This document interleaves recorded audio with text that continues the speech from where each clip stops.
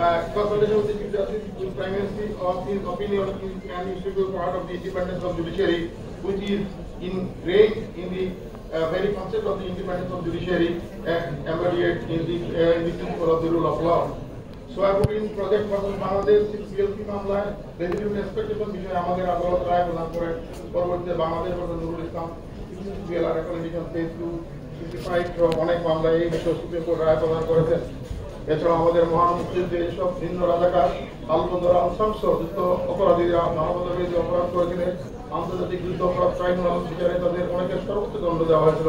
সেসব দণ্ডের বিরুদ্ধে করা আপিলে আমাদের আদালত আইনের বিভিন্ন ব্যাখ্যা প্রদান করে নিষ্পত্তি করেছেন, যার ফলে তাদের দণ্ড প্রদান সক্ষম হয়েছে। এছাড়া আমাদের সুপ্রিম কোর্ট শেখ আব্দুল সবুর ভার্সেস রিটার্নিং অফিসার 41 ডিএলআর মামলায় আইনের চোখের সমতা ও ন্যায়পরতার উপর মাইলফলক রায় প্রদান করেন। আব্দুল লতিফ মির্জা বাংলাদেশ 31 ডিএলআর মামলায় সুপ্রিম কোর্ট বিবর্তনমূলক আটকাদেশের বিরুদ্ধে রায় প্রদান করে সংবিধানের প্রদত্ত মানুষের মৌলিক অধিকারের স্বীকৃতি প্রদান করেছেন। বিচারপতি ডিসি ভট্টাচার্য এমডি সোহেব বাংলাদেশ মামলায় সংবিধান শিষ্যত্ব বর্ণনা করতে গিয়ে বলেছিলেন, the constitution being the sovereign expression of the will of the people is the supreme law of the republic, and all powers of the republic and their exercise shall be effectively only under and by the authority of the constitution. This is a basic concept on which the modern state has been built up.